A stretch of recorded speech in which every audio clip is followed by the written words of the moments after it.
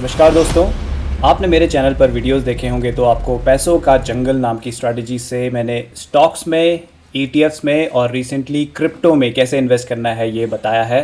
कई सारे वीडियोस उस पर बनाए मैंने। उसके बाद कई सारे लोगों ने मुझसे रिक्वेस्ट किया कि सर म्यूचुअल फ़ंड एक ऐसी चीज़ है जिसमें ऑलमोस्ट सभी इन्वेस्ट करते हैं, शायद वो ईटीएफ्स में ना करें, डायरेक्ट स्टॉक्स में ना करें, क्रिप्टो में ना करें, लेकिन म्यूचुअल फ़ंड में हर कोई करता है। तो ये वाली स्ट्रैटेजी अगर आप म्यूचुअल फ़ंड के लिए बना दें और उसकी ऑप्टिमाइज शीट क्रिएट कर दें तो बहुत हेल्प होगी। तो मुझे लगा बिल्कुल जेन्युइन रिक्वेस्ट है और अगर किसी चीज़ से लोगों की हेल्प होती है तो मुझे ज़रूर करनी चाहिए। तो आज के वीडियो में मैं लेकर आया हूँ आपके लिए म्यूचुअल फंड्स का जंगल वाली स्ट्रैटेजी और उसकी ऑप्टिमाइज शीट। तो आज की वीडियो में मैं क्या सब बताने वाला हूँ आपको। सबसे पहले मैं बताऊँगा कि इस ऑप्टिमाइज्ड गूगल शीट की ज़रूरत क्यों पड़ी। जो मैंने पहले शीट्स बनाई थी उसमें म्यूचुअल फंड्स को ट्रैक क्यों नहीं कर सकते अच्छे से, उसके पीछे कारण क्या है वो सब मैं आपको बताऊंगा।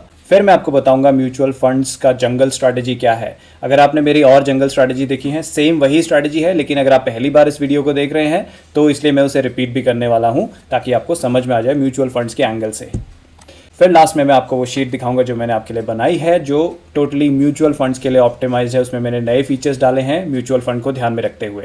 तो पुरानी शीट्स उस तरह से काम नहीं करेंगी जिस तरह से ये काम करेगी म्यूचुअल फंड्स के लिए। तो ज़रूर देखिएगा वो वाला पार्ट अगर आप यूज़ करने वाले हैं शीट को। तो सबसे पहले मैं बात करता हूँ कि इश्यूज़ क्या हैं अगर हम गूगल फाइनेंस का डेटा यूज़ करते हैं हमारी गूगल शीट में म्यूचुअल फंड्स के लिए। तो आपको पता होगा अगर आप मेरे वीडियोस देखते हैं कि मैं गूगल फाइनेंस का काफ़ी इस्तेमाल करता हूं, क्योंकि उससे हम डेटा आसानी से पुल कर सकते हैं बहुत इजी फॉर्मूलाज के साथ, और हमें लाइव इन्फॉर्मेशन पता चल जाता है कि हमारा ईटीएफ का, स्टॉक का, क्रिप्टो का, म्यूचुअल फंड का, इन सब का परफॉर्मेंस कैसा चल रहा है, उनकी अभी करंट मार्केट वैल्यू क्या है, वो सब आसानी से हो जाता है। लेकिन म्यूचुअल फंड के केस में और क्रिप्टो के केस में भी था, तो वहाँ मैंने उसे ऑप्टिमाइज़ किया, और म्यूचुअल फंड के केस में भी ये इशू है। तो क्या है वो इश्यूज़ कि गूगल फाइनेंस का डेटा हम नहीं यूज़ कर सकते, वो पहले जान लेते हैं। Google finance does not have data for all mutual funds. तो अगर आप गूगल फाइनेंस की वेबसाइट पे जाएंगे और सर्च करेंगे तो कई सारे म्यूचुअल फंड्स का डेटा आपको वहाँ मिलेगा ही। मैं आपको एग्जांपल दिखाता हूँ जिसमें मैंने इन्वेस्ट किया है एक म्यूचुअल फंड में, उसका डेटा गूगल फाइनेंस में है ही नहीं। तो अभी तक मैं उसका किसी और तरीके से डेटा निकाल के गूगल शीट में ला रहा था, लेकिन इस ऑप्टिमाइज शीट बनने के बाद अब वो काफ़ी आसान हो जाएगा। तो एग्जाम्पल देखते हैं। तो ये एक SBI मैग्नम गिल्ड फंड है जिसमें मैंने इन्वेस्ट किया हुआ है, और मैं गूगल शीट में हर चीज़ ट्रैक करता हूँ ताकि मुझे पता रहे कि अभी करंट वैल्यू क्या है, कितना प्रॉफिट बुक कर लिया है, कब इसमें नेक्स्ट प्रॉफिट आएगा, कब इसमें बिड करना है, सब कुछ ट्रैक होता है मेरी गूगल शीट में। तो पहले मैं इसे गूगल फाइनेंस से ट्रैक कर रहा था, लेकिन अचानक उसका डेटा गायब हो गया और फिर मैं ट्रैक नहीं कर पाया, तो मुझे कोई और सोल्यूशन ढूंढना पड़ा। लेकिन करते करते मुझे एक ऐसा इफेक्टिव सोल्यूशन चाहिए था जो पूरी तरह से रिलायबल हो, जो उस सोर्स से आ रहा हो जहाँ पे म्यूचुअल फंड्स का डेटा स्टोर होता है। तो मैं आगे दिखाऊंगा आपको वो कैसे है और कहाँ से आएगा वो डेटा। तो फिलहाल देखिए, ये SBI मैग्नम गिल्ड फंड है, और अगर इसे मैं जाकर गूगल फाइनेंस में सर्च करता हूँ SBI GILT, नो मैचेस, कुछ नहीं आया मेरे पास। अगर मैं सिर्फ GILT भी सर्च करता हूँ कि सारे गिल्ड दिखा दो मुझे, उसमें से SBI सेलेक्ट करूँगा, लिमिटेड नंबर ऑफ चीज़ें आई हैं और उसमें से सिर्फ एक इंडिया वाला है, बाकी सब कहीं और से आ रहे हैं। तो यहाँ पे भी मुझे नहीं मिला। तो यहाँ पे सर्च करना, अगर वो एग्जिस्ट भी करता है तो यहाँ पे ढूंढना काफ़ी मुश्किल हो जाता है। तो ये सबसे पहली प्रॉब्लम थी कि गूगल फाइनेंस में सबका डेटा अवेलेबल है ही नहीं, और है तो ऐसा हिडन है कि उसे ढूंढना कोई आसान काम है नहीं। नेक्स्ट इश्यू ये आता है कि Google finance keeps changing the codes of existing mutual funds. तो सपोज़ आपने आज कोई म्यूचुअल फंड सेलेक्ट किया, अपनी गूगल शीट में डाल लिया, गूगल फाइनेंस से उसका डेटा आ रहा है, कुछ दिनों तक आता रहेगा, लेकिन अचानक वो डेटा आना बंद हो जाएगा। आप जाके पीछे बैकएंड में गूगल फाइनेंस में चेक करेंगे क्या हुआ, पता चलेगा कि उसका कोड चेंज हो गया है। गूगल फाइनेंस वाला कोड, जो उसका ग्लोबल कोड है, वो चेंज नहीं हुआ है, लेकिन गूगल फाइनेंस ने अपने एंड में किसी वजह से कोड चेंज कर दिया। उसकी कोई हिस्ट्री और कुछ इन्फॉर्मेशन गूगल फाइनेंस में नहीं होती कि क्यों चेंज किया कोड, तो आपको फिर नया कोड डालना पड़ेगा। कई बार वो मिलेगा ही नहीं आपको कोड, तो इस वजह से आपका डेटा जो आप ट्रैक कर पा रहे थे वो ट्रैक होना बंद हो जाएगा गूगल शीट में। तो ये अगला इशू था जो मुझे काफ़ी चैलेंजिंग लग रहा था, उसका सोल्यूशन मुझे निकालना था। तीसरा इशू ये था कि sometimes mutual fund data is not updated in timely manner in Google finance. तो सैटरडे को मैं किसी म्यूचुअल फंड का डेटा गूगल फाइनेंस पे सर्च कर रहा था, थर्सडे तक का डेटा उसने दिखाया, लेकिन फ्राइडे का नहीं दिखाया। आइडियली जो भी लास्ट ट्रेडिंग डे होता है उसका NAV नेक्स्ट डे अपडेट हो जाता है सारी वेबसाइट्स पे, तो फ्राइडे वाला डेटा वहाँ नहीं आ रहा था। तो ऐसा कई बार होता है कि उसमें डिले होता है, कई बार बहुत सारे दिन का डिले होता है, मतलब 7-7, 8-8 दिन पुराना डेटा होता है गूगल फाइनेंस में म्यूचुअल फंड का। तो उससे हमारी ट्रैकिंग सफ़र करती है, क्योंकि हमें लाइव क्या पोजीशन है ये नहीं पता चलता है। तो उसका सोल्यूशन भी मैंने इस ऑप्टिमाइज शीट से निकाला है। तो ये है वो मेन इश्यूज़ जो मुझे गूगल फाइनेंस परेशान कर रहा था म्यूचुअल फंड्स ट्रैक करने के लिए। तो इसका सोल्यूशन मैंने आज की ऑप्टिमाइज शीट में निकाल दिया है। तो नेक्स्ट मैं आपको बताना चाहूँगा कि मैंने जो न्यू ऑप्टिमाइज शीट बनाई है म्यूचुअल फंड के लिए, उसमें क्या नए फीचर्स डाले हैं जो और शीट्स में नहीं हैं। तो सबसे पहला तो सबसे मेन है कि हमें जो डेटा, जो प्राइसेस पुल करने हैं, जो NAV पुल करनी है, वो मैंने AMFI से सोर्स किए हैं। AMFI वो वेबसाइट है जो ऑफिशियल म्यूचुअल फ़ंड की वेबसाइट है, जहाँ सारे म्यूचुअल फंड्स आपको मिल जाएंगे, उनका डेटा मिल जाएगा, उनकी हिस्ट्री सारी, हिस्ट्री, ज्योग्राफी, बायोलॉजी सब कुछ मिल जाता है। तो वहाँ से मैंने इसका डेटा सोर्स किया है ताकि हमें एक ऑथेंटिक सोर्स से और आसानी से वहाँ से डेटा मिल जाए। दूसरा, मैंने नंबर फॉर्मेटिंग चेंज करी है। तो जो मेरे स्टॉक्स के और ETFs के शीट हैं, उसमें जो हमारी बाई यूनिट्स होती हैं वो फुल यूनिट्स होती हैं। कि अगर हम स्टॉक खरीदते हैं तो हमें एक पूरा यूनिट खरीदना पड़ता है, हम पार्शियल यूनिट्स नहीं खरीद सकते और ना ही बेचते वक्त पार्शियल यूनिट्स बेच सकते हैं। लेकिन म्यूचुअल फंड के केस में हम पार्शियली यूनिट्स खरीद भी सकते हैं और बेच भी सकते हैं। तो उसके लिए भी शीट को ऑप्टिमाइज़ करना ज़रूरी था ताकि वो ट्रैकिंग सही से करे। तो वो चीज़ें मैंने अपनी ऑप्टिमाइज शीट में डाल दी हैं। दिखने में ये सिर्फ 2 ही फीचर हैं, लेकिन इनका इम्पैक्ट बहुत ज़्यादा है। स्पेशली जो पहला वाला फीचर, उसका इम्पैक्ट बहुत ज़्यादा है क्योंकि रिलायबल डेटा बहुत ज़रूरी है हमारी ट्रैकिंग के लिए। तो अब मैंने आपको बता दिया कि फ़ीचर्स क्या हैं नई शीट में। थोड़ी देर में मैं आपको शीट का डेमो भी दिखाऊंगा, शीट कैसे काम करती है, कैसे यूज़ करना है वो भी दिखाऊंगा। लेकिन पहले उन लोगों के लिए मैं ज़रा स्ट्रैटेजी को समराइज़ कर दूँ जो शायद पहली बार इस वीडियो को देख रहे होंगे, जो कि जंगल वाली स्ट्रैटेजी है। तो क्या है ये स्ट्रैटेजी? म्यूचुअल फंड का जंगल स्ट्रैटेजी। तो इसमें बेसिकली हम क्या करते हैं, बहुत सारे म्यूचुअल फंड सेलेक्ट करते हैं और उसमें पहले दिन, जिस भी दिन आप स्टार्ट करना चाहते हैं, उस दिन आपको करना होता है लम सम इन्वेस्टमेंट। मतलब सपोज़ आपने 10 म्यूचुअल फंड अपने लिए सेलेक्ट कर लिए कि मुझे इसमें जंगल लगाना। जंगल इन द सेंस, एक म्यूचुअल फंड एक पेड़ की तरह होता है, जिस पेड़ को हम ग्रो करते हैं, उसमें जब फ्रूट्स आते हैं तो हम उसके फ्रूट्स तोड़ के एंजॉय करते हैं। तो वो एक पेड़ है और बहुत सारे पेड़ लगा दिए तो वो एक जंगल बन जाता है। ठीक है, तो हम एक पेड़ में क्या करेंगे, पहले दिन लमसम इन्वेस्ट कर देंगे। अब ये लमसम आपके हिसाब से कम ज़्यादा हो सकता है, कोई चाहे तो 1000 रुपये करेगा, कोई 5000, कोई 10,000, कोई 50,000। ये सब आपके ऊपर है कि आप लमसम कितना करना चाहते हैं, आपकी कैपेसिटी पर है। लमसम कर दिया, वो 1 टाइम है, पहले दिन कर दिया। ठीक है, उसके बाद मंथ ऑन मंथ हम उसमें SIP करते हैं। एक फिक्स डेट सेलेक्ट कर लेते हैं कि ओके 5th को मैं SIP करूँगा। आप चाहें तो अलग अलग डेट्स अलग अलग म्यूचुअल फंड्स के रख सकते हैं कि एक को मैं 5th को करूँगा, एक को 10th को, एक को 15th को, एक को 20th, जैसे भी आपको रखना है। ठीक है, और जिस दिन आपका सिप डेट आ रहा है, अगर उस दिन छुट्टी है तो एक दिन आगे पीछे उसकी सिप कर लीजिए।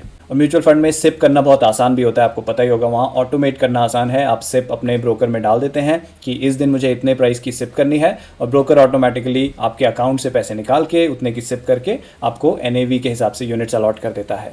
तो सिप ऑटोमेशन बहुत आसान है, सिर्फ आपको जाके गूगल शीट में रिकॉर्ड करना होता है जब जब आपकी सिप्स होती हैं।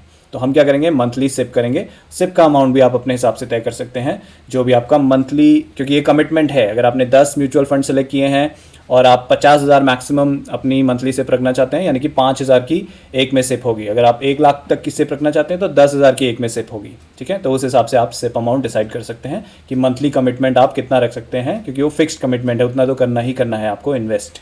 नेक्स्ट स्टेप है कि अगर वो म्यूचुअल फंड गिर जाता है, ठीक है, शीट हमारी ट्रैक करते हुए चलेगी। जब जब आप सिप्स करेंगे, जब न्यू बाय करेंगे, तो उसके हिसाब से जो भी उसका एवरेज प्राइस बन के आएगा, शीट ट्रैक करेगी और उसका नोशनल प्रॉफिट क्या चल रहा है वो ट्रैक करते हुए चलेगी। जब जब वो गिरेगा, वहाँ से जहाँ पे आपका एवरेज प्राइस आ गया उससे नीचे गिर गया, अब आप सेट कर सकते हैं कि 5% गिरे तो मैं पहला बाय एंड डिप करूँगा। मतलब वो नीचे गिर गया है तो डिप में बाय करो।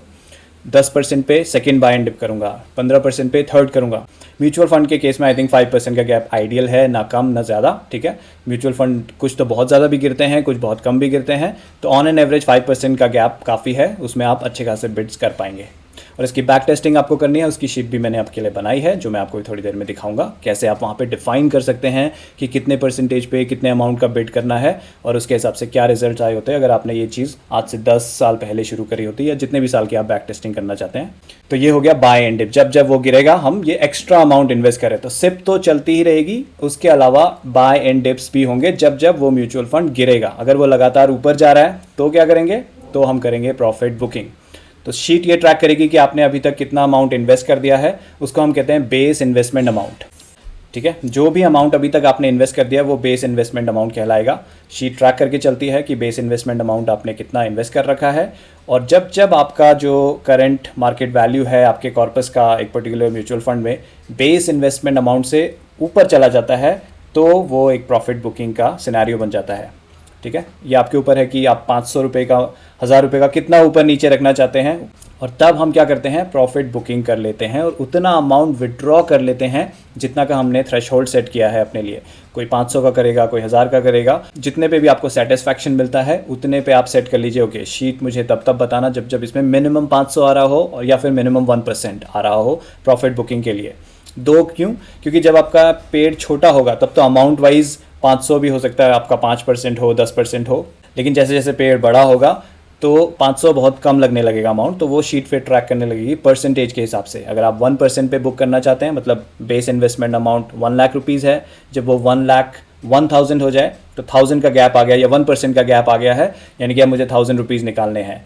जब वो 2 लाख का हो जाएगा तो जब 2000 आएगा, वो उसका 1% है, तो आपको वो 2000 निकालने के लिए बोलेगी शीट। ये ऑटोमेशन लगा हुआ है शीट में, आपको सिर्फ परसेंटेज और मिनिमम अमाउंट डिफाइन करना होता है और वो शीट ऑटोमेटिकली आपको तब बताएगी जब वो थ्रेशोल्ड क्रॉस हो चुका हो।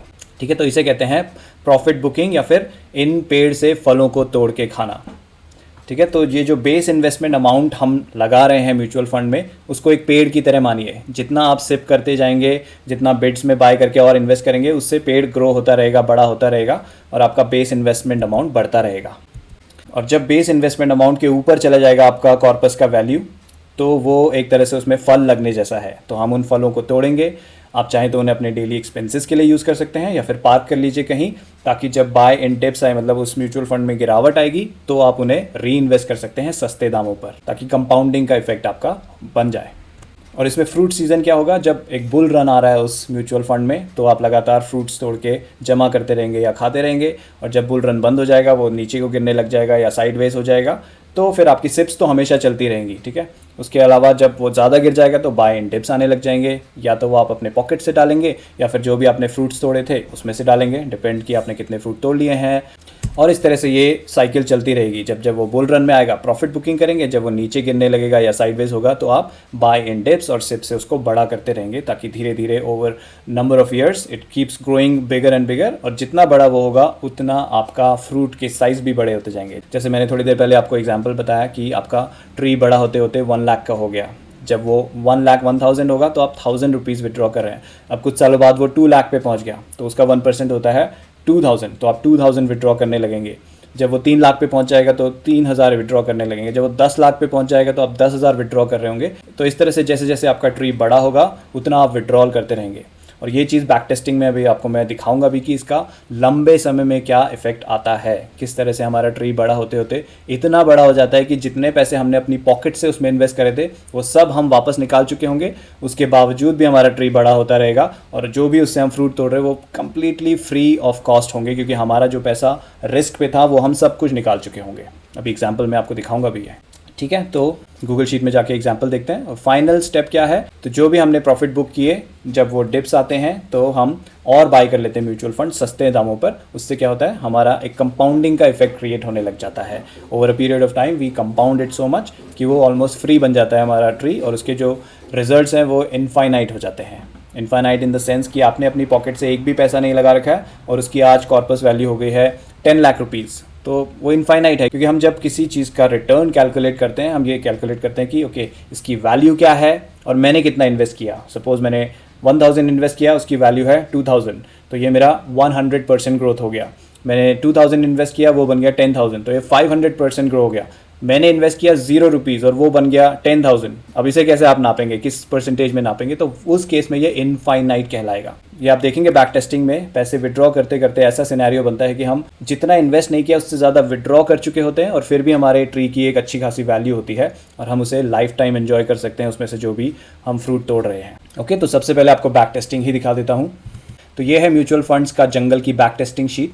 इसमें आपको येलो एरिया में डेटा फिल करना होता है। तो यहाँ सबसे पहले हमें फिल करना है lump sum invest in each mutual fund on start date. जिस भी दिन आप स्टार्ट कर रहे हैं उस दिन पहले दिन आप कितना लमसम इन्वेस्ट करना चाहते हैं। मैंने यहाँ पे 10,000 फिल कर दिया। किस दिन से मैं स्टार्ट करना चाहता हूँ टेस्टिंग, 1 जुलाई 2015। ये मैंने 10 साल पहले का डेटा यहाँ पे डाल दिया है कि 10 साल का डेटा पुल करेगी शीट और उस पर पूरा टेस्ट रन करेगी और रिजल्ट दिखाएगी हमें फाइनली कि एंड डेट 29 जून तक क्या रिजल्ट आए। ठीक है, तो ये 3 चीज़ हमने यहाँ डिफाइन कर दी। उसके बाद किन म्यूचुअल फंड्स पे आपको बैक टेस्टिंग करनी है वो यहाँ पे कॉलम पी में डालने होते हैं, यहाँ पे जहाँ येलो कलर आपको दिख रहा है। तो यहाँ आप देखेंगे MF कोड एज पर गूगल फाइनेंसेस वेबसाइट। ठीक है। तो हिस्टोरिकली हमें डेटा इजीली डाउनलोड करने के लिए और उस पर बैक टेस्ट रन करने के लिए गूगल फाइनेंस अमेजिंग काम करता है, ठीक है।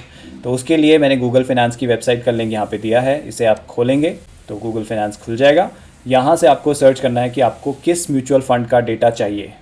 सपोज़ मुझे चाहिए axis large cap fund direct growth, ठीक है। ये मैंने रैंडमली एग्जांपल दिया, कोई रिकमेंडेशन नहीं एक्सिस में जाके इन्वेस्ट करना है, रैंडमली मैंने दिमाग में आया और ये सर्च कर लिया। तो एक्सिस लार्ज मैंने डाला तो बहुत सारे ऑप्शन आ गए हैं। यूजुअली हम क्या प्रेफर करते हैं, हम डायरेक्ट में डालेंगे, ये आपके ब्रोकर पे भी डिपेंड करता है वो डायरेक्ट वाला ऑप्शन दे रहा है नहीं दे रहा है, या फिर आप जाके सीधा डायरेक्ट वेबसाइट पे भी कर सकते हैं। आप कहाँ से करें that's a different matter, but direct में करने से ज़्यादा फायदे होते हैं। तो डायरेक्ट वाला ग्रोथ फंड हम सेलेक्ट करते हैं, इस पर क्लिक करेंगे आप तो यहाँ टॉप में देखिए इसका कोड आ गया है, ये है गूगल फाइनेंस का कोड। इसमें से ये आप चाहें तो पूरा का पूरा कॉपी कर सकते हैं या फिर सिर्फ इतना भी कॉपी करेंगे जहाँ से ये MUTF_IN: एक स्पेस, ये कॉमन रहेगा सबके कोड में। तो ये नहीं भी कॉपी करेंगे, गूगल फाइनेंस गूगल शीट समझ जाती है कि हमें कौन सा चाहिए, क्योंकि ये यूनिक कोड्स हैं, ऐसे दूसरे कोड्स एग्जिस्ट नहीं करते। तो सिर्फ इतना भी कॉपी करेंगे आप, कॉपी करिए यहाँ से और बैक टेस्टिंग शीट में जाके, ये मैंने ऑलरेडी कुछ पेस्ट किए हुए हैं, नया पेस्ट करने के लिए आप यहाँ पे जाएंगे या फिर जो एग्जिस्टिंग है उसे डिलीट भी कर सकते हैं आप, ठीक है। डिलीट ही कर देता हूँ इनफैक्ट। अब यहाँ पे मैंने इसका कोड पेस्ट कर दिया है, ठीक है। कोड पेस्ट करते ही इसमें क्या हो रहा है, शीट नेम P1 में इस particular axis large cap fund का डेटा डाउनलोड होता है उस पीरियड के लिए जो डेट्स मैंने वहाँ डिफाइन की हैं। यहाँ पे देखिए उसका डेट और क्लोज यानी कि उसका NAV जो उस दिन का था 1 जुलाई 2015 से लेके 27 जून 2015 तक सारा डाउनलोड हो गया। तो पहले दिन लमसम इन्वेस्ट हो जाता है 1 जुलाई को, कितनी यूनिट्स परचेज करी, किस प्राइस पे परचेज करी, वो सब शीट ने रिकॉर्ड कर लिया। नेक्स्ट डेट जो भी प्राइस जो भी NAV उसका बढ़ा, उसके हिसाब से नोशनल प्रॉफिट बढ़ रहा है घट रहा है, बढ़ रहा है तो वो प्लस में होगा और वो ग्रीन में दिखाएगी शीट, घट रहा है तो वो माइनस में होगा और रेड में दिखाएगी शीट। ये सब ट्रैक करेगी शीट। इसके अलावा SIP को ट्रैक करेगी। तो उसके लिए क्या करना है, हमें यहाँ पे जो SIP अमाउंट है यहाँ डालना है कि कितने की SIP करनी है हमें मंथली, ठीक है। जैसे ही मंथ स्टार्ट होगा शीट ऑटोमेटिकली इतने अमाउंट का बाय कर लेगी यूनिट्स। तो यहाँ मैंने 2000 डिफाइन किया है। तो अब देखिए यहाँ पे चलते हैं, ये 1 जुलाई था तो 1 अगस्त के आसपास जो भी डेट होगी 3 अगस्त, क्योंकि 1 2 छुट्टी रही होगी, तो 3 अगस्त को सिप हुई है 2000 रुपीज़ की। और यहाँ पे देखिए जो बेस इन्वेस्टमेंट अमाउंट है, अभी तक सिर्फ लमसम इन्वेस्ट हुआ था 10,000, सिप होते ही वो 12,000 बन गया है, ठीक है। तो बेस इन्वेस्टमेंट अमाउंट जैसे ही हम सिप करते हैं या कुछ भी बाय करते हैं, सिप हो सकता है या फिर बाय एंड डिप हो सकता है, बेस इन्वेस्टमेंट अमाउंट बढ़ जाएगा।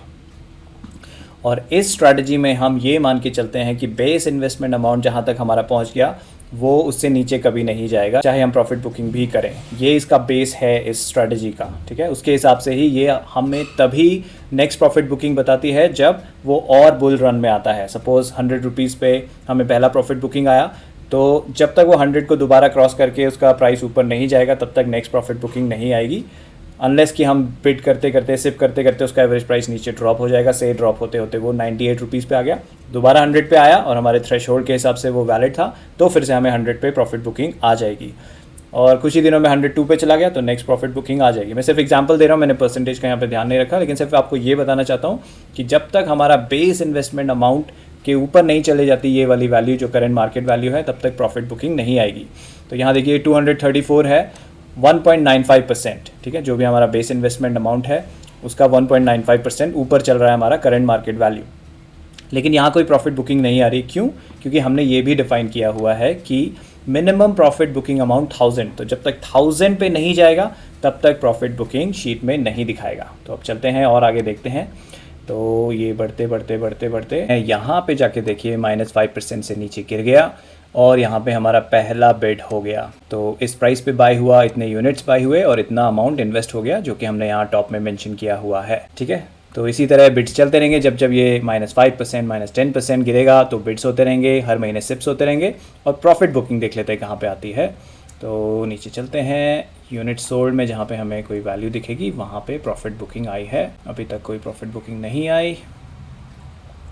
ओके, यहाँ जाके हमारी पहली प्रॉफिट बुकिंग आती है, क्योंकि यहाँ पे क्या हुआ देखिए 1000 के ऊपर चला गया हमारा जो नोशनल प्रॉफिट था, और क्योंकि हमने मिनिमम 1000 पे सेट करा हुआ है तो शीट ने रिकॉर्ड कर लिया कि 1179 रुपीज़ का प्रॉफिट हमने बुक कर लिया, इतनी यूनिट्स हमने बेच दी।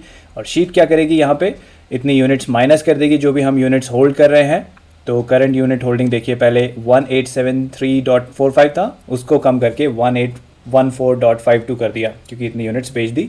लेकिन बेस इन्वेस्टमेंट अमाउंट हम नहीं कम करते, ये हम मान के चलते हैं स्ट्रेटजी में कि हम जितना भी पैसा विड्रॉ कर लें, बेस इन्वेस्टमेंट अमाउंट हमारा कम नहीं होगा। एक्चुअल ब्रोकर में होगा जहाँ पे आप सेल कर रहे हैं, लेकिन स्ट्रैटेजी में हमें ये मानना होता है क्योंकि उससे ये ट्रैकिंग होती है कि ओके मैंने 36,000 यहाँ पे इन्वेस्ट कर दिए, जब 36,000 के ऊपर वैल्यू आ रही है तो ही तो मुझे प्रॉफिट आ रहा है और उस प्रॉफिट को मैं बुक करूंगा। 36,000 से ऊपर मेरी इन्वेस्टमेंट वैल्यू चलेगी, जैसे थोड़े दिनों बाद यहाँ सिप हो गया 38,000, अब बेस इन्वेस्टमेंट 38,000 हो गया है। तो जब तक 38,000 के ऊपर मुझे 1,000 का प्रॉफिट नहीं आ जाता, या जो भी लिमिट मैंने सेट करी अपनी बैक टेस्टिंग में या अपनी रियल शीट में जहाँ पे मैं ट्रैकिंग करूँगा, तब तक शीट हमें सजेस्ट नहीं करेगी प्रॉफिट बुकिंग के लिए। ये ऑटोमेटिकली ट्रैक करते हुए चलती है कि ओके बेस इन्वेस्टमेंट अमाउंट इतना है, उसके ऊपर जब भी प्रॉफिट का अमाउंट आता है तो बुक करेंगे, नहीं आता तो हम वेट करेंगे, सिप्स चलती रहेंगी, गिरने पर बिट चलते रहेंगे। तो इस तरह से चलती है ये स्ट्रैटेजी।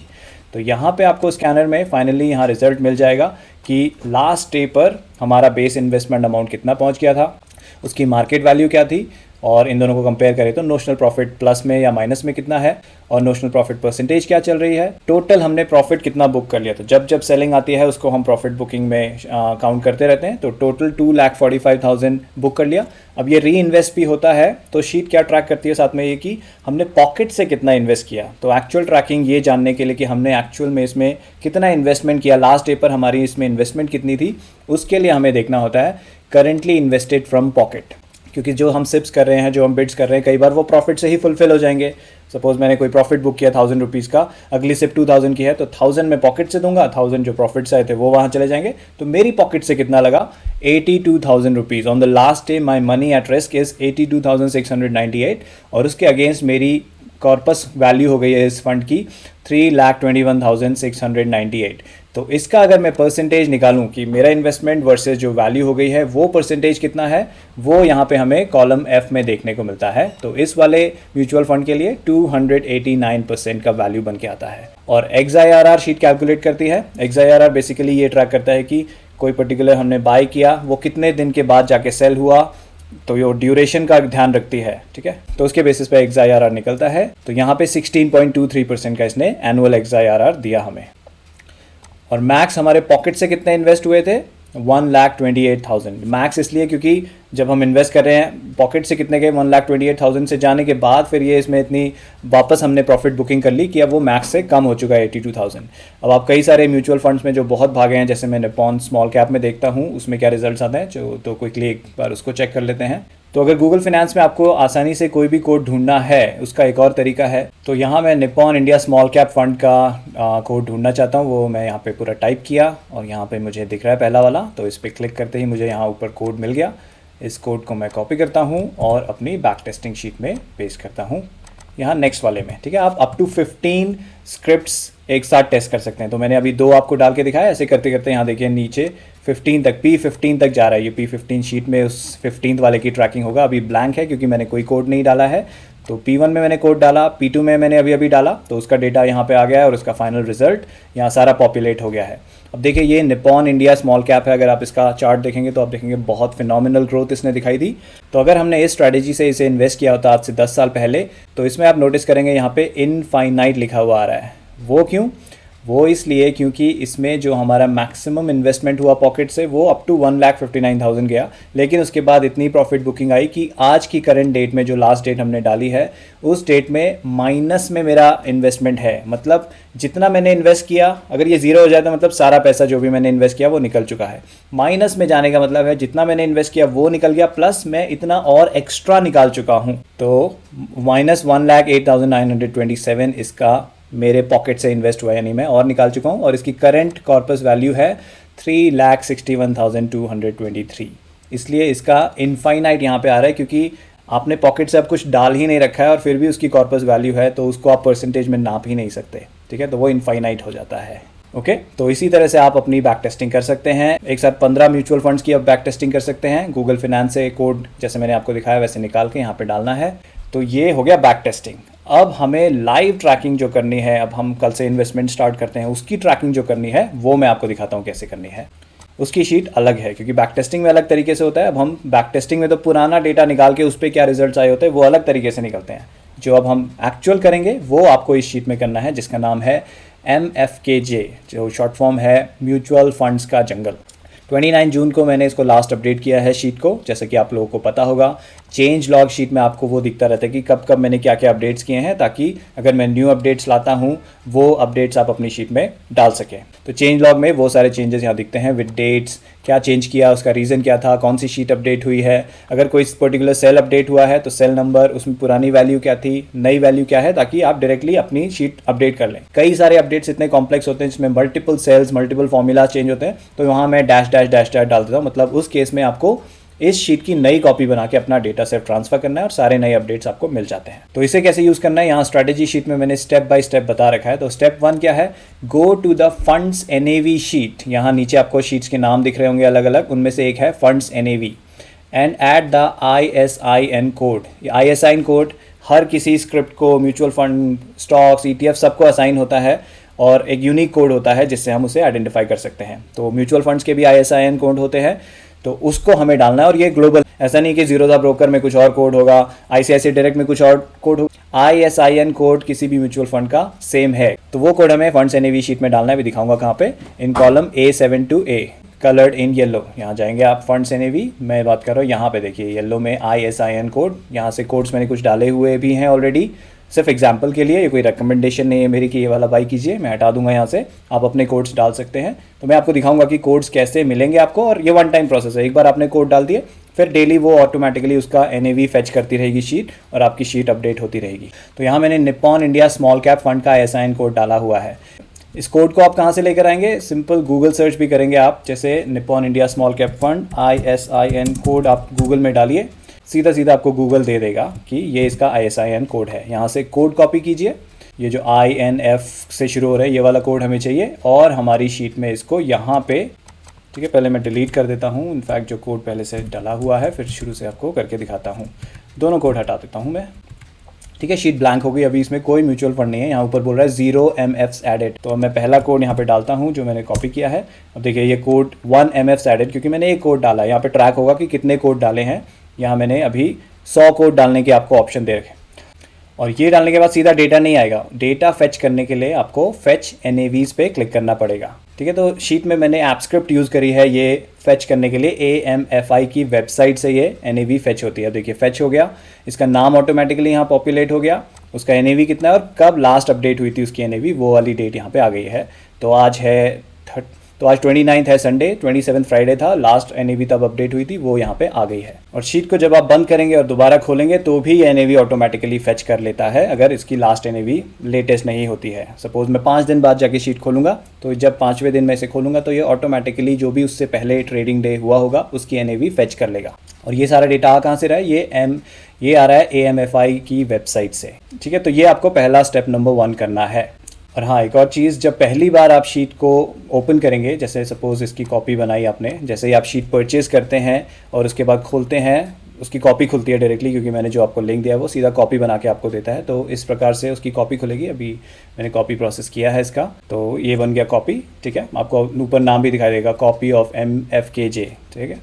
तो यहाँ सबसे ऊपर आपको एक वार्निंग दिख रही है, some formulas are trying to send and receive data from external parties, ठीक है। तो हमारी शीट में यूज़ हो रहा है एक्सटर्नल पार्टीज़, यानी एक्सटर्नल वेबसाइट से डेटा आ रहा है, तो उसके लिए आपको इसे अलाउ एक्सेस करना पड़ेगा। अगर आप ये नहीं करेंगे तो डेटा नहीं आएगा। तो पहले तो ये करना है आपको अलाउ एक्सेस, ठीक है, ये पार्ट हो गया।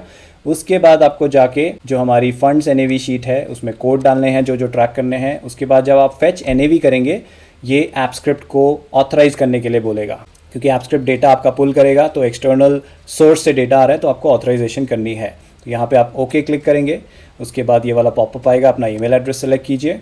उसके बाद ये जो आएगा यहाँ पे एडवांस क्लिक कीजिए, और फिर यहाँ पे गो टू MFKJ, ये ऐप स्क्रिप्ट का नाम आ रहा है, उस पर क्लिक करेंगे। उसके बाद ये फिर आपको बोलेगा कि इन चीज़ों का एक्सेस चाहिए इसे। तो ये जो एक्सेस है ये आप मुझे नहीं दे रहे हैं, ये ऐप स्क्रिप्ट को आप एक्सेस देंगे कि हाँ भाई डेटा पुल कर लो। अगर आपको एक्सेस देने से पहले ऐप स्क्रिप्ट चेक करना है तो यहाँ एक्सटेंशंस में जाके आप ऐप स्क्रिप्ट पे क्लिक करेंगे, ये ऐप स्क्रिप्ट जो मैंने यहाँ पे डाली है वो खुल जाएगी। आप वेरीफाई कर सकते हैं ये क्या डेटा सेंड करता है, क्या रिसीव करता है, और एक बार संतुष्टि हो जाए उसके बाद ही अप्रूव कीजिएगा, ठीक है। तो फिर से एक बार अप्रूव कर लेते हैं, वो डेटा वो प्रोसेस बंद हो गया।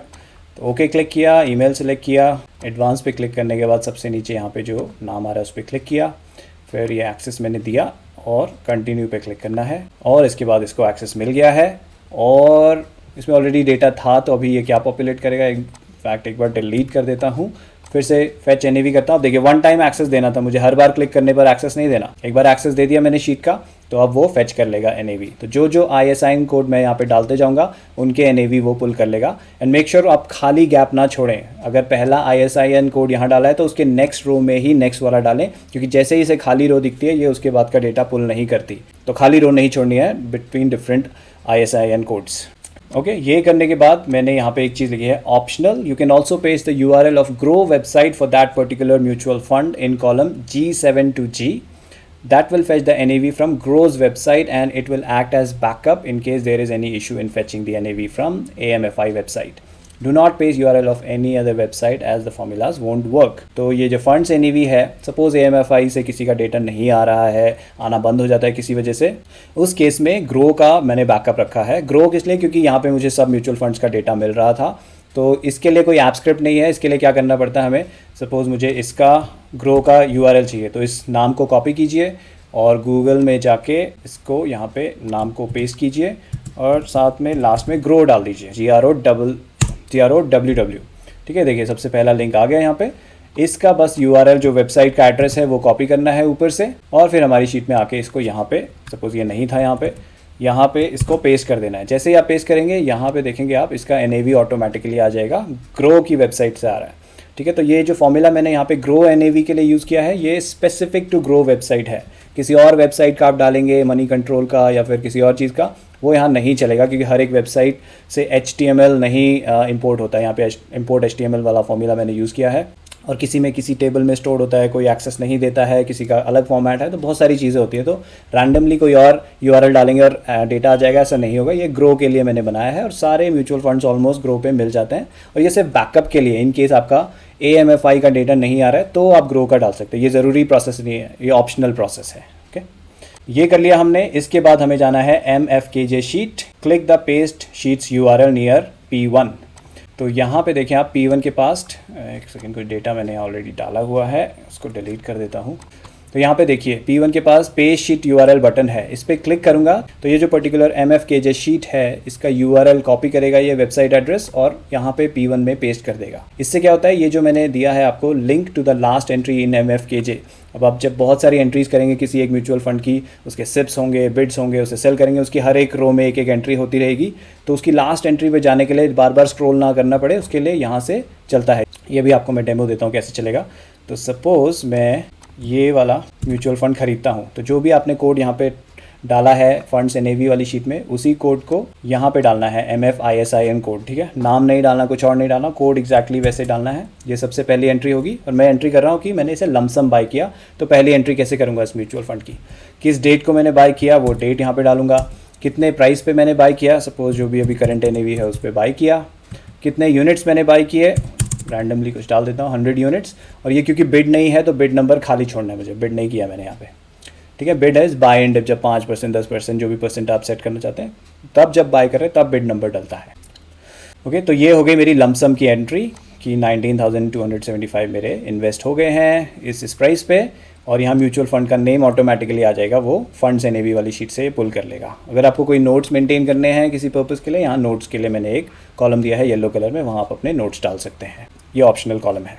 ओके, और अगर सपोज़ मेरे को एक और म्यूचुअल फंड को ट्रैक करना है तो उसके लिए पहले मुझे फंड्स NAV में जाना है, नेक्स्ट रो में मैं उसकी एंट्री करूँगा। तो लेट्स सी कौन सा यूज़ करें, SBI मैग्नम, जो शुरू में मैंने आपको एग्जांपल बताया था, SBI मैग्नम गिल्ड फंड, इसको देख लेते हैं। तो इसको मैंने कॉपी किया और गूगल पे जाके मैं इसको बोलता हूँ कि मुझे इसका ISIN कोड दे दीजिए। ओके, ठीक है, यहाँ आ गया मेरा ISIN कोड, इसको कॉपी कर लेता हूँ मैं, और यहाँ पे नेक्स्ट रो में बिना कोई गैप छोड़े यहाँ पे मैं कोड डाल देता हूँ और फिर फेच NAV करता हूँ। तो इस वाले ISIN का नाम, NAV और लास्ट अपडेटेड डेट ये शीट पुल कर लेगी। आ गया यहाँ पे। ठीक है, सब कुछ वेरीफाई कर लेता हूँ। ठीक है, नाम सही है, NAV सही है, एक बार यहाँ देख लेते हैं। लास्ट NAV इसकी 69.8108 जो मेरे ब्रोकर में दिखा रहा है कॉइन में, और यहाँ शीट में 69.81। परफेक्ट। अगर इसको मैं 4 डेसिमल में देखता हूँ तो सेम वही जो ब्रोकर में आ रहा था वो भी आ गया। तो बिहाइंड द सीन्स वो डेसिमल सही नोट करेगा, ठीक है। सिर्फ यहाँ पे 2 डेसिमल डिस्प्ले हो रहे हैं। अगर आपको डेसिमल बढ़ाने घटाने हैं, यहाँ पे डेसिमल बढ़ाने घटाने का बटन ऊपर टूल बार में है। ऑलराइट, तो अब ये मैंने नोट कर लिया। अब इसकी एंट्री करनी है तो कॉपी करा मैंने और जाके MFKJ शीट में जाऊँगा। यहाँ पे मैं कुछ गैप छोड़ दूँगा, ठीक है, क्योंकि जब मुझे पिछले वाले म्यूचुअल फंड की एंट्री करनी है तो थोड़ा गैप होगा, बार बार मुझे रो इंसर्ट नहीं करनी पड़ेगी। नहीं तो अदरवाइज़ अगर रो मेरी सब खत्म हो गई है, जो भी ब्लैंक रोज है, यहाँ राइट क्लिक करिए, इंसर्ट 1 रो, और यहाँ पे एक ब्लैंक रो इंसर्ट हो जाएगी, ठीक है। तो मैं शुरू में ही कुछ रो छोड़ देता हूँ ताकि बार बार मुझे रो इंसर्ट ना करनी पड़े। फिर इसकी डेट डाल देता हूँ। इसको मैंने परचेज़ किया, इसका 69.81 पे सपोज परचेज़ किए, 1000 यूनिट्स परचेज़ किए, और इसमें ये इन्वेस्टमेंट नोट हो गया। तो जैसे जैसे मैं यहाँ पे अपने अलग अलग म्यूचुअल फंड के कोड डालूंगा, उनका डेटा यहाँ पॉपुलेट भी हो जाएगा, ठीक है। और देखिए क्या हो रहा है इसमें, link to the last entry in MFKJ। यहाँ पे जब मैं हवर करूँगा तो ये बोल रहा है MFKJ शीट में 810, और उस पर क्लिक करते ही ये मुझे लास्ट एंट्री देखिए उस पर ले गया। अभी एक ही एंट्री है तो वो लास्ट एंट्री है, लेकिन जब मल्टीपल एंट्रीज हो जाएंगी तो वो ऑटोमेटिकली लास्ट एंट्री पे मुझे लेकर चला जाएगा। इससे मेरा नेविगेशन आसान हो जाता है। सपोज़ कोई एंट्री बहुत नीचे जाके शीट में है, उसको मैनुअली ढूंढना थोड़ा टीडियस हो जाता है, इसलिए मैंने ये वाला ऑटोमेशन आपको दिया है। और इसके काम करने के लिए ये URL ज़रूर होना चाहिए यहाँ पे। अगर मैं ये डिलीट कर देता हूँ यहाँ से URL, अब अगर इस पर मैं हवर करता हूँ, देखिए इनवैलिड लिंक बोल रहा है, क्योंकि वो URL से लिंक जनरेट होता है कि कहाँ जाना है, इसलिए पेस्ट शीट्स URL दोबारा करके वो लिंक वापस ले आता हूँ मैं, और अब हवर करूँगा तो उसका लिंक चल रहा है, ठीक है। ऑलराइट, और फिर यहाँ पे तो हो गया इंडिविजुअल की हमने एंट्री करनी है, जो भी हम बाय कर रहे हैं, जो सेल कर रहे हैं। तो बाय की एंट्री हो गई अलग। अब जब मैं नेक्स्ट सिप करूँगा उसकी एंट्री अलग से करूँगा। सपोज 29 जुलाई को मैं नेक्स्ट सिप करता हूँ, उस वक्त 190 का वो चल रहा है और मैं 10 यूनिट्स खरीद लेता हूँ, तो सिप की एंट्री हो गई। अगर ये नीचे गिर जाता है और मुझे बिड करना है, उसकी एक अलग से एंट्री होगी। और सपोज़ वो 180 पे गिर गया तब मैं बाय कर रहा हूँ, तो उसके बिड की एंट्री ऐसे कर दी। और जब फाइनली मैं इसे सेल करता हूँ, थोड़ा सेलिंग के लिए मैं सिनेरियो क्रिएट करता हूँ इसमें,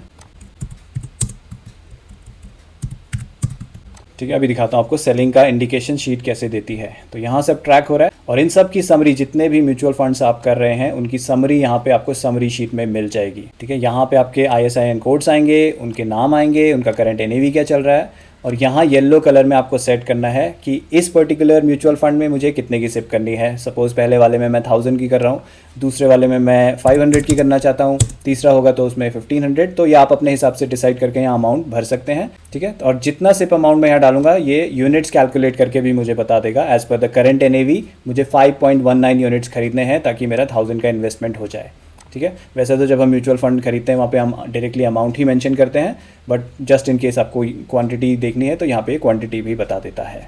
ऑलराइट, अब देखिए मैंने इसमें कुछ चेंजेस किए थे अपनी जो MFKJ शीट है, कि मैंने कितने पे सस्ते पे ख़रीदा है और अभी इसका NAV बढ़ गया है, तो उसके हिसाब से इसमें 2430 का नोशनल प्रॉफिट बन रहा है, क्योंकि मेरा बेस इन्वेस्टमेंट है 20,700 और इसकी करंट मार्केट वैल्यू है 23,130, यानी कि 2430 का इसमें एडिशनल प्रॉफिट बना है। और यहाँ पे मैं मिनिमम प्रॉफिट बुकिंग स्पेसिफाई कर सकता हूँ कि कम से कम इतना अमाउंट हो तो मुझे प्रॉफिट बुकिंग करनी है। तो अभी यहाँ पे 1000 मेंशन्ड है AB3 में, और यहाँ AB2 में 1%। तो जो भी हाई होगा, अगर 1000 ज़्यादा बड़ा है तो 1000 आएगा, अगर 1% ज़्यादा बड़ा है तो 1% आएगा। ऑटोमेटिकली यहाँ पे वो कैलकुलेट करके मुझे minimum profit booking amount sheet calculate कर लेती है। जैसे जैसे आपका ट्री बड़ा होता है ये अमाउंट भी चेंज होता रहता है, जब तक कि 1000 के थ्रेशोल्ड से पार नहीं हो जाता। सपोज 1 लाख तक तो 1% 1000 ही रहने वाला है, लेकिन 1 लाख के ऊपर चले गया, 1,10,000 हो गया, तो ये बढ़ जाएगा automatically minimum profit booking amount. Automatically आपको कुछ नहीं करना है, वो शीट को पता है कि 1% कैलकुलेट करना है बेस अमाउंट का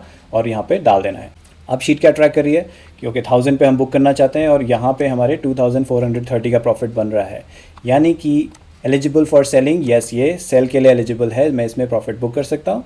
और मुझे कितने यूनिट्स बेचने हैं, 12.61। अगेन जब हम म्यूचुअल फंड रिडीम करते हैं, सेल करते हैं, तो अमाउंट ही मेंशन करते हैं, तो आप वहाँ पे अमाउंट मेंशन कर सकते हैं। लेकिन हो सकता है किसी ब्रोकर में वो यूनिट्स भी पूछता हो, तो आप इस यूनिट्स के हिसाब से या अमाउंट के हिसाब से जो भी वहाँ पूछ रहे हैं वो डाल के अपनी बुकिंग कर सकते हैं। तो हम अपने इतना बुकिंग कर लेते हैं कि 12.61 पे हमें बुक करना है।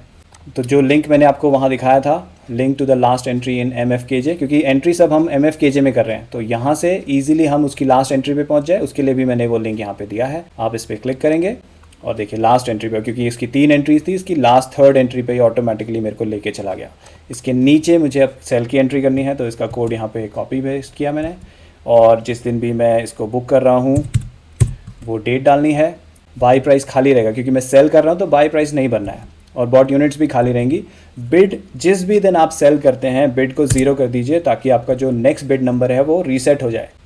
इस केस में हाँ, ये मैं एक चीज़ भूल गया था, ये मैंने बिड मान के चला था कि ये बिड किया है मैंने, तो यहाँ 1 डालना था मुझे, ठीक है। तो जिस भी दिन आप सेल कर रहे हैं वहाँ 0 डालिए बिड नंबर, और ये देखिए राइट हैंड साइड में नेक्स्ट बिड नंबर रीसेट हो जाएगा 1, क्योंकि जब भी प्रॉफिट बुकिंग करते हैं हम, हमारी बिड की साइकिल रीसेट हो जाती है। दोबारा से हम 1 2 3 4 वाले बिड करते हैं, मतलब दोबारा चेक करेगी शीट की 5% गिर गया, 10% या जो भी परसेंटेज आपने अपनी समरी शीट में डिफाइन किया वो शीट चेक करके हमें बिड सजेस्ट करेगी। और फिर यूनिट्स सोल्ड, कितने यूनिट्स बेचने हैं मुझे समरी शीट में जाके एक बार देख लेता हूँ। इतने यूनिट्स सेल करने हैं और इतने NAV पे मैं सपोज सेल करता हूँ, तो उसको यहाँ पे मैंने रिकॉर्ड कर लिया कि मैंने इतने यूनिट सेल किए, इतने प्राइस पे सेल किए, ये टाइप कर सकते हैं आप, और कितना प्रॉफिट मैंने बुक कर लिया, शीट ने रिकॉर्ड कर लिया 2430। अब मैं समरी शीट में जाऊंगा तो देखिए यहाँ पे सेल एलिजिबल अब खाली हो गया क्योंकि प्रॉफिट मैंने बुक कर लिया है, और अब ये सेल के लिए एलिजिबल नहीं है, इसका नोशनल प्रॉफिट 0 हो गया है। मैंने सब कुछ निकाल लिया जो भी एडिशनल प्रॉफिट था। बेस इन्वेस्टमेंट अमाउंट इसका चेंज नहीं हुआ है, वो उतना ही है इसका, और उसके हिसाब से क्योंकि यूनिट्स कम हो गए हैं तो MFKJ एवरेज प्राइस निकल के आता है कि अभी हमारा जो इन्वेस्टमेंट है उसका एवरेज प्राइस क्या चल रहा है इस स्ट्रैटेजी के हिसाब से, इसलिए इसका नाम मैंने रखा है MFKJ एवरेज प्राइस। अगर आप ब्रोकर में एवरेज प्राइस देखेंगे वो अलग होगा क्योंकि वहाँ पे वो अलग तरीके से सेलिंग रिकॉर्ड करता है फीफो स्टाइल में, और यहाँ पे हम अलग तरीके से प्रॉफिट्स रिकॉर्ड कर रहे हैं। और इसी अलग तरीके की होने की वजह से ये जो प्रॉफिट बुकिंग होती है वो टैक्स एफिशिएंट भी बन जाती है। इसको मैंने और डिटेल में एक और वीडियो में कवर किया था, उसका लिंक मैं आपको डिस्क्रिप्शन में दे दूंगा कि ये कैसे टैक्स एफिशिएंट भी होता है, उसको ज़रूर देख लीजिएगा। क्योंकि एक बार ये स्ट्रैटेजी आपको समझ में आ गई तो लॉन्ग टर्म इन्वेस्टमेंट के लिए आप इसी स्ट्रैटेजी को प्रेफर करने वाले हैं, क्योंकि मैं तो यही कर रहा हूँ, मेरी तो पर्सनल फेवरेट है ये स्ट्रैटेजी। ओके, तो ये सारी एंट्रीज हमने यहाँ पे कर ली। बिड मल्टीप्लायर, यहाँ पे आप अमाउंट डिस्क्राइब करेंगे कि पहले बिड में 500 है, और बिड मल्टीप्लायर इसलिए क्योंकि पहले में 5 होता है, उसमें वो डबल हो जाता है, 500 का डबल 1000, तीसरे वाले में वो ट्रिपल हो जाएगा 1500, चौथे में वो 4 टाइम हो जाएगा 2000। तो जो भी अमाउंट आप यहाँ पे डालेंगे उसके हिसाब से शीट को पता होता है कि आपका नेक्स्ट बिड में कितना अमाउंट इन्वेस्ट होना है, ठीक है। तो यहाँ पे आप हर एक म्यूचुअल फंड, जितने भी म्यूचुअल फंड आप ऐड कर रहे हैं उन सब के आगे ये जो येलो वाले सेल हैं उन्हें भरना ज़रूरी है। कुछ मैंने बाय डिफ़ॉल्ट वाली वैल्यूज़ डाल रखी है, लेकिन आप डिलीट करके येलो वालों में चेंज कर सकते हैं अपने हिसाब से, ठीक है। और म्यूचुअल फंड के लिए मैंने यहाँ सभी -5% डाल दिया है क्योंकि मेरा पर्सनल मानना है कि -5% के बिड्स म्यूचुअल फंड्स में सही रहते हैं, लेकिन अगर आपको कम ज़्यादा करना है यहाँ पे आप येलो वाले में चेंज कर सकते हैं। ओके, तो यही सारे इंस्ट्रक्शंस मैंने यहाँ पे शीट में दिए हुए हैं। बाकी जैसे जैसे आपका प्रॉफिट बुकिंग होगा उसका सारा एक साथ चिट्ठा यहाँ मंथली परफॉर्मेंस में आपको मिल जाएगा। तो ये है मंथली परफॉर्मेंस वाली शीट, जहाँ पे जो जो हमने प्रॉफिट बुकिंग की है, जिस म्यूचुअल फंड में की है, वो यहाँ पे आ जाते हैं। उसका कोड आ जाएगा, उसका सेलिंग डेट आ जाएगा, और उसका प्रॉफिट बुक्ड अमाउंट आ जाएगा, और मंथली समरी आ जाएगी। क्योंकि मल्टीपल्स में अगर हम कर रहे हैं तो पर्टिकुलर मंथ में कितना प्रॉफिट बुक किया वो सारा टेबल बन के ऑटोमेटिकली आ जाएगा। तो इस शीट में सब कुछ ऑटोमेटेड है, कोई मैनुअल एंट्री, कुछ मैनुअल इंटरवेंशन की ज़रूरत नहीं है, सब कुछ ऑटोमेटिकली यहाँ डेटा आ जाएगा। तो स्ट्रैटेजी शीट में सारी समरी आपको मिल जाएगी क्या क्या करना है। बाकी जो आज का वीडियो है मैं यहाँ पे लिंक डाल दूंगा, ताकि अगर आपको कभी रेफ़र करना है तो यहाँ से जाके क्विकली इस वीडियो को देख सकते हैं। बैक टेस्टिंग की शीट का लिंक यहाँ पे दिया है, इसे खोल के आप कॉपी बना के अपनी बैक टेस्टिंग कर सकते हैं। और फिर ओरिजिनल शीट का लिंक यहाँ पे है। तो ये जो शीट जब मैं अपडेट करता हूँ तो ओरिजिनल शीट में वो अपडेट्स आ जाते हैं, आपकी शीट में तब आएंगे जब आप शीट से कॉपी करेंगे अपडेट्स, ठीक है। तो वो ओरिजिनल शीट आप यहाँ से एक्सेस कर सकते हैं। और लास्ट में मैंने ये वीडियो दिया है जहाँ मैंने बताया है कि आप अपने लिए मेरी सारी स्ट्रैटेजीज़ में से जो बेस्ट स्ट्रैटेजी आपके लिए है वो कैसे सिलेक्ट कर सकते हैं, क्योंकि हर किसी का बेस्ट अलग होता है। तो आपका बेस्ट क्या है वो फाइंड करने के लिए मैंने पूरा एक टूल दिया है, वहाँ पे सारी स्ट्रैटेजीज़ लिस्टेड हैं, तो वहाँ से आप अपने लिए और स्ट्रैटेजीज़ भी सिलेक्ट कर सकते हैं। तो दोस्तों उम्मीद करता हूँ ये वाली स्ट्रैटेजी आपके लॉन्ग टर्म म्यूचुअल फंड के इन्वेस्टमेंट को 4 चांद लगाएगी और आपको ये पसंद आया होगा। कोई और म्यूचुअल फंड की स्ट्रैटेजी है जिसे आप चाहते हैं कि मैं एनहांस करूं तो कमेंट में मुझे बताइएगा। कोई क्वेश्चन है इस स्ट्रैटेजी से रिलेटेड तो कमेंट में मुझसे पूछिएगा, मुझे खुशी होगी आपके आंसर करने में। और जल्दी मिलूंगा आपसे अगले वीडियो में। नमस्कार।